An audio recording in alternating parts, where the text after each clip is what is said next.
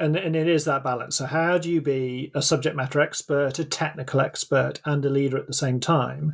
Part of that is a definition about what is a leader. And there's the conflict. If the leader is the best in their particular area, then how do others have a voice or show their mastery because the leader's an expert in that field? The question is from Thinking Focus. Hi, I'm Paul from Thinking Focus. Hi, I'm Rob from Thinking Focus. And the question is, how do leaders balance technical expertise and leadership? One of the most frequent questions we get when training or coaching managers and leaders is, so what is it that leaders actually do? People want to know if there's something like a job description, just so they know they're doing all the right things. So we researched it and we found loads of different opinions about parts of the leadership role, but nothing that brings them all together in a really succinct way that can answer that question. So we've built our own model, bringing together the ideas of a disparate set of thought leaders on leadership. Our model breaks down the role of a leader into three key areas: purpose, people, and productivity. And with each of these areas, we've broken it down into a further 3 steps. This podcast focuses on productivity, and in particular the role of leaders in providing governance around their subject areas at the same time as growing themselves as a leader. An area we call expertise. So it's interesting, isn't it, Paul? So if we go back to the question, how do leaders balance technical expertise and leadership? This is one that we weren't going to include in the model initially, isn't it? The sort of expertise bit as a label. Yeah, I mean, I think it's a really interesting one because, first of all, we kind of think, well, you know, okay, people will accept they have to be better as a leadership or better at leadership.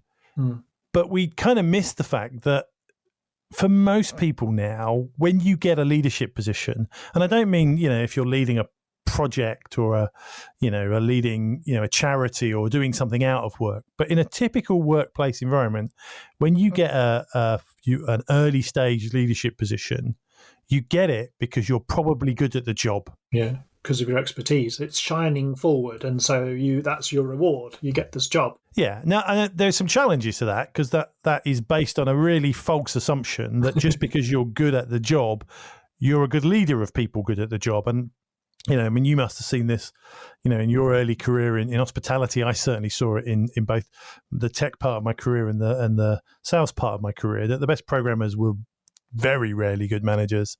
The best salespeople were very rarely good leaders and managers. I can imagine the same was for you in some of the things you worked in. Oh, definitely. I mean, within hospitality, you know, you get a lot of young managers, not necessarily because of their expertise in being a leader, but actually because they've demonstrated some expertise in their role. You know, it's a fairly low-skilled or semi-skilled type of industry anyway. And that expertise is rewarded with longer hours, not much more pay, and some responsibility. And it's only till later, if you stick at that you then become a people person. You know, you're able to lead other people for them to be good at what you want them to be. Yeah, because it's sort of the thing that makes you a manager, I think, is what we call a technical expertise, an understanding of how to do the job. And I don't mean doing the job, but the things that you need to do. So if, you know, I'm going to use let's say a call center manager, you become the team leader, probably because you know all the processes, you know how things are done around here, you can help other people get the work done. But suddenly now you need a level of interpersonal skills. Yes. And if you're good at that, they probably make you the team, you know, go from team leader to maybe manager. The technical skills are less important, but now you need better people skills, some interpersonal skills, and a bit of what we call conceptual skills, some problem solving. Right. If you're good at that, they move you up again, and now you're the call center manager. And now it's not about the technical skills at all. It's all about interpersonal skills and conceptual skills about strategy and direction and organizing. And that just keeps going through your career until they take you to a level that you can't do it anymore. And then they tell you you're rubbish at your job and get rid of you. In essence. There we go. End of podcast. Are you feeling good about yourself? But you get my point. Yes, I mean, I'm absolutely. sort of flippantly joking about it, but that's that's kind of what a lot of companies do, and it's that ability to balance I'm here because I have technical skill, a skill I probably still need to use. I'm also a leader now, so what skills do I need to be a leader? So and it is that balance. So how do you be a subject matter expert, a technical expert, and a leader at the same time? Part of that is a definition about what is a leader. Yeah. And there's the conflict. If the leader is the best in their particular area, then how do others have a voice or show their mastery? Because the leader's an expert in that field. Yeah, and I think this is one of the areas, I mean, particularly you picked on this, that I think I found really difficult when I got into leadership, because I kind of felt, well, I add value through these skills I've got. Mm. And sometimes I would look at the team and go, I'm going to say this very modestly, I think I'm the best person at doing this. Mm-hmm. But it's the dawning realization that because I'm the best person at doing it, doesn't necessarily make me the best person to do it. There are other people who can do it just well enough, or maybe way above well enough. They might not be quite as skilled as me, but they can do it just fine. There are other areas where nobody else is going to pick it up. That's the leader's role. Yes. Yeah. Okay. And so it's how am I using my time? It's what I call the highest value contribution that I can make. Might not be the thing I'm best at. So it's probably worthwhile then saying, so the reason that this was very firmly on our model is, with the label of expertise, is the recognition that very rarely do leaders in organizations only have to lead. It's a juggling act. It's a mixture of lots of different components and bringing people along with you at the same time. Yeah, and I don't think a lot of management and leadership stuff really confronts this, because I think it's a sort of 21st century phenomena. Yeah, I can't say that word, which is why I'm glad you jumped it in. But you get what I mean? Because I think back to the start of my career, and I'm reasonably old, but I think back to the people I originally worked for. They became managers, and they didn't really do much of the work. They managed the work, and then they became senior managers or leaders, and didn't do much of the processy type management organizing stuff. They did the strategy stuff. Right. Now I look at people as they work up the organization, and you start off as a contributor, and then you don't become a manager. It just gets added to the job description. You're now a contributor plus manager. And if you do it well, you become a contributor plus manager plus leader. Yes. You're doing all the roles. No, absolutely.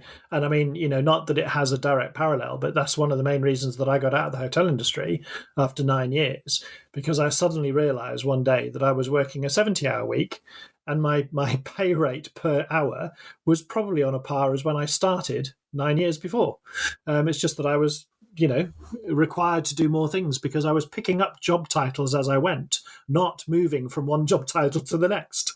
But I think that's and while I recognise that in hospitality, and I think a lot of people could recognise that in hospitality, probably, I think that the same happened to me in the times I've been working in commercial roles, and I think the true is the same in sort of some of the technical jobs I've done in the past, where you kind of go, I started off as doing one bit of this, and I'm just doing more and more and more. And the challenge is, because I'm still, I'll take sales as an example because I think it's a really easy analysis or an easy example. Because I'm still doing some of the selling, I actually also might be now disempowering my team, because I'm going in and closing deals, and I'm going in and having big conversations with strategic customers because I like doing it and it's fun and I'm reasonably good at it. Yeah. But now I've built a capability that's only as good as me. Yes. So I've created my own glass ceiling. I've limited my team. I've limited everything around me because I haven't let go and helped them build up. Right. And that's where I think for me, the sort of dawning realization is that as the leader here, I don't need to be the best at it. In fact, I love this idea. And I can't remember, who is it who talks about? I mean, one of the examples that comes to mind for me is Jack Welch, when he used to be the leader of GE as the organization, because he famously, or maybe infamously, maybe it's a bit of folklore and legend, but he used to surround himself with people that were better than him, because he saw himself as the sort of the general of marshalling those different fields of expertise around him and not being the expert himself. Yeah. And so that for me then says, and that was the example I was thinking of, and I just couldn't remember who it was. It's that idea of hiring people who are smarter than me and going, my job as a leader is A, to be really good as a leader, and therefore I need to invest time and effort in getting good at that. Mm-hmm. And B, to provide the governance around the technical expertise role. So if I'm a very senior finance person, I don't need to do all the finance work. No. What I probably do need to do is set the framework within which finance operates, or within which IT operates, or within which HR operates. so that the people around me know what the rules are and what the standards are and how we're going to do it around here. Right. So that's interesting. I think it'd be useful to sort of go down that route to almost tick those off as a list of requirements. So you've just talked about, governance. You've just talked about, maybe setting the standards. So those might be professional standards. They might be standards for the organization and driving forward. So as a role of, as some of the roles of a leader, it would be governance. It would be continuous improvement. It would be ensuring that you and others in the organization keep up with the latest developments, skill sets, trends. Yeah, what's the latest thinking in our sector, and how do we stay across that, and how do we incorporate good ideas that are coming in? And some roles it's more obvious than others. If you work in a technology based role, well, it's fairly obvious you have to do that because everything changes every 3 years. So if you're not keeping up, it's pretty obvious you're not. But that's probably just as true with finance, I guess. It's definitely true in HR and the people space, that there are new concepts and ideas coming all the time. And how do you stay across those? How do you make sure the organisation stays across those? And I think this is critical to why we wanted to talk about this as a subject area, because it's not just about the requirement to do those things. It's about developing the expertise at getting better all the time. Yes. So a leader's, if you like, responsibility, many and varied as they are, is to develop expertise in those areas for the benefit of not just themselves individually, but the people that, they have responsibility for and the whole organization. And as you said that, what struck me, or what went through my head, was the idea of improving that from both a capability and a capacity point of view. Right. So that kind of driving our, continuous improvement to go, how can we do more of this? How can we achieve more with the resources that we have? Mm-hmm. But also, how do we become better at this? How do we grow and become more skilled? And that's a continual process of step by step being better, and then using that new knowledge to be quicker and faster and more focused and more efficient. And also being, what's the terminology I would like to use? Being, I was going to say mediator, but you're sort of being a diplomat, because you need to, as a leader, and let's go right up the, if you're a C-suite leader in an organization, there is a requirement to demonstrate expertise in marshalling the troops effectively and mediating between the different professional perspectives that people bring to the party. And because if that isn't done effectively, then, and we've seen it so many times, silos start to get created, and little fiefdoms, which in the end can be counterproductive to the whole of the organization. And I think that's true within your subject matter and across the organisation. Across it, yes. The topics we just talked about. We just talked about HR and IT and finance, but that's true of operations and sales. And these are big topics, and there'll be different skill sets with different perspectives. And again, as the leader, what you're doing is taking all of these opinions and going, well, in this particular scenario, I'm going to go with this particular option and not that particular option. And how do I bring all these people together and get the different perspectives and different views? Because very often there isn't a right answer and there isn't a wrong answer. There's just lots of different competing answers. Right. And so again, there's a level of technical expertise in any of these topics to go, how do I work out of all these different choices? And that's the other one I always found really difficult, which is how do I therefore not favour the group that I came up through? Yes. Yeah. Do you get what I mean? So I always think of the technical function. When I've worked in technical roles, I was a systems guy originally. I wasn't a programmer. I didn't do that kind of work. I plugged computers together and did networks and did all the things that kept them up and running. And then suddenly you've got all these different groups and they're all giving you different answers. And the one I understand the most is the one that I've come from. Yes. That doesn't mean it's right. It just means I understand it the best. So suddenly I'm now having to mediate and recognize that I might not understand all the answers in front of me, even though this is my area of technical expertise. That's really challenging. Yeah, well, definitely. And, for me, that must be, it gives unfortunately, lots of room for mistakes to occur, for us to get things wrong. Maybe because we've got that bias towards our particular expertise that we have developed over time, but also because of the conflicting agendas and requirements and requests from different subject matter experts, that we now have responsibility for if we're coming into this as a fairly new leader into the role. So let's look at a couple of mistakes. Well, I said before we go into mistakes, I think that, again, just sort of struck me as you were talking.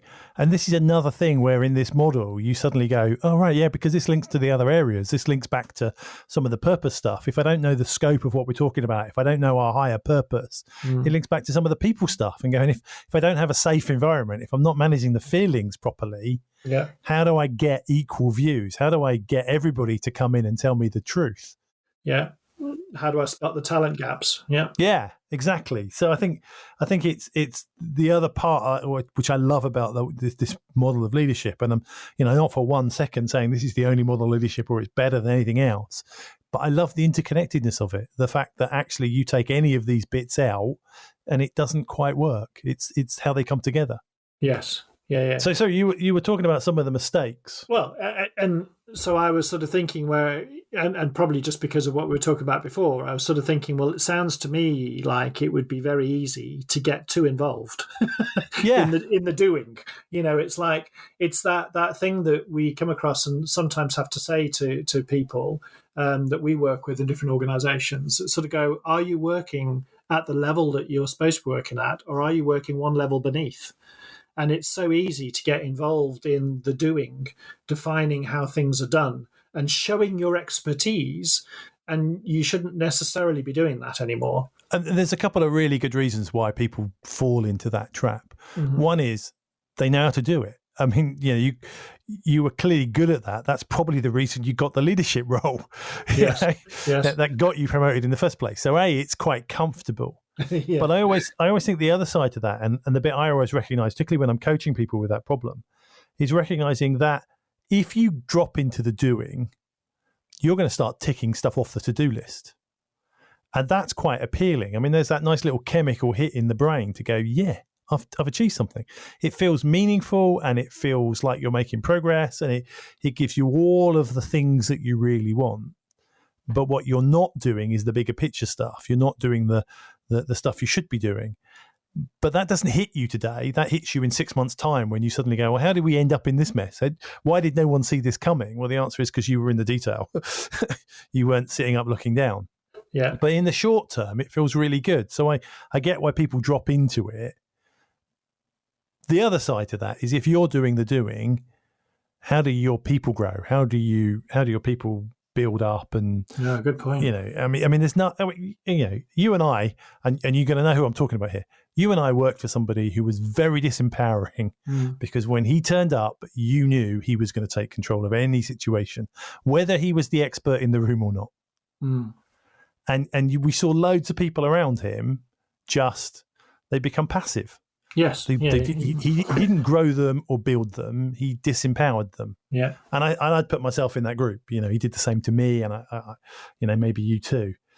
Mm-hmm. And that's not great leadership. Great leadership is to be in in that room and make the people around you feel like they're superstars, that they can achieve everything. Yeah, absolutely. And so sometimes that's more about how you allow those people to shine and, nudge them in the right direction with your leadership, with your technical expertise, as opposed to just listing out, this is how you do it, guys. Well, I remember doing some client work going back 4 or 5 years ago, and it is in the States, and I'm not using that as a sort of if you like, an illustration because it's only done in America. But they were wrestling, the leadership team of 6 were wrestling with the concept at that time of servant leadership, which in my simple mind and simple explanation is basically about, your description that you've just given, which is you are promoting the other people. You are being a servant as a leader to the rest of the organization to make them shine, to make them grow, to help them to develop. It's not about you being top of the tree and showing and demonstrating your expertise and taking the sort of credit for it. It's about recognizing that, I'm only going to be judged by my ability to create the leaders of tomorrow and to develop and grow the people around me, and that whole concept of servant leadership.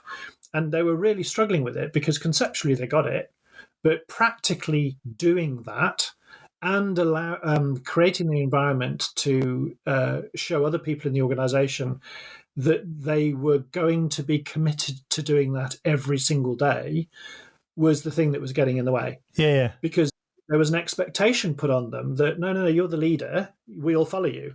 And it's like, no, yeah, but we'd like to turn this on its head. We're the leader, so we're going to promote you. We're going and promote your expertise, promote your skill, promote your growth. And it's quite interesting from that point of view because that's a really good example of it. Because while I fully buy into servant leadership, I think it's a wonderful idea. Mm-hmm. The two things that always strike me about it when people talk about, well, let's go for this servant leadership model. Number one, it's blooming hard work. Yeah. I mean, it's like you're talking about a bigger commitment to leadership and time and effort than you would be if you were a little bit more authoritarian in your leadership style. Yeah. And I'm not saying you should be authoritarian in your leadership style, no. But let's face it, telling people what to do in the short term is often easier than not. But the other one is every time I've come across people who talk about this stuff, they're coming from somewhere else.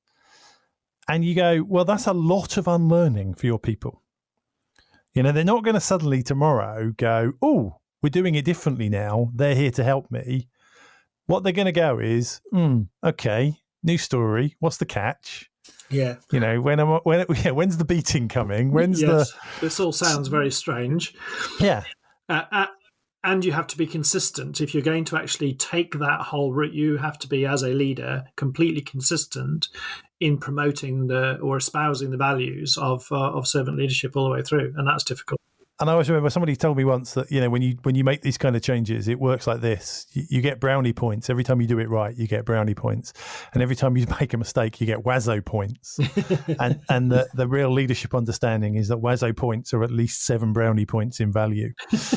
And so, you can work really, really hard at these things. But if you drop back into an old behavior, you're just back at the start again every time. Sure. So that's why I sort of recognize those kind of, it's worth doing, but a very big ask, I think. Just to close us off with a couple of tips, Paul, because I think that would be, we've sort of looked at what we think is part of the role in expertise, what some of the mistakes might be. How can we get this right? I think the first tip, which is leadership is a skill and an expertise in its own right, and if you're in a leadership role, put the same level of learning and development and effort into being a good leader as you would into being a good technical expert. Okay. This idea that leaders are born, that some people are natural leaders, is a bit of a fallacy. Yeah. Good leaders are people who put time and effort into being good leaders. Right. And that means, reading and studying and finding good role models and getting feedback on your leadership style and all the stuff that sometimes is quite difficult, but will make you better in the role. Right. I think another one would be to sort of think about the highest value work that you can do as a leader. So part of this is, two sides of the same coin. So you don't get pulled back into the doing. So you're protecting yourself from that to a degree.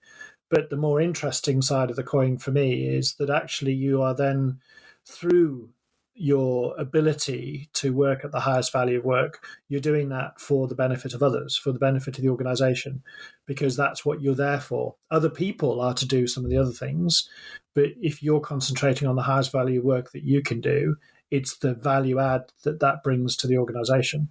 Yeah, I think that's really interesting. And that might not be the highest value work that your team does. Right.